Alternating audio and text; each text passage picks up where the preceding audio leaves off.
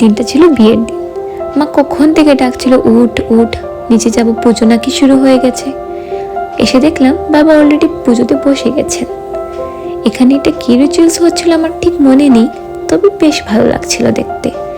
তারপর এখানে দিদি এবং জামাইবাবুকে স্নান করানো হবে বলল মা। তার আগে জামাইবাবুর গায়ে হলুদ লাগাচ্ছিল, ওই হলুদটা নাকি আবার দিদির গায়ে লাগাতে হবে। তো এখানে দিদি বসে গেছে এবং আমরা সবাই ওকে স্নান করিয়ে দিচ্ছি।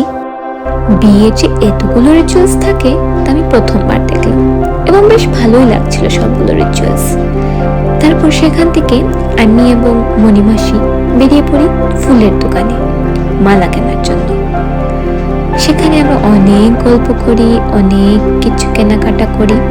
তারপর সবকিছু কেনাকাটা হয়ে যাওয়ার পর আমরা আবার ফ্ল্যাটে রিটার্ন চলে আসি এবং ভাবতে থাকি বিকেলে কি লুকস করব, কিভাবে সাজবো, সেটাই আমরা ডিসকাস করছিলাম। সেখানে ফুলগুলো দেখছিলাম।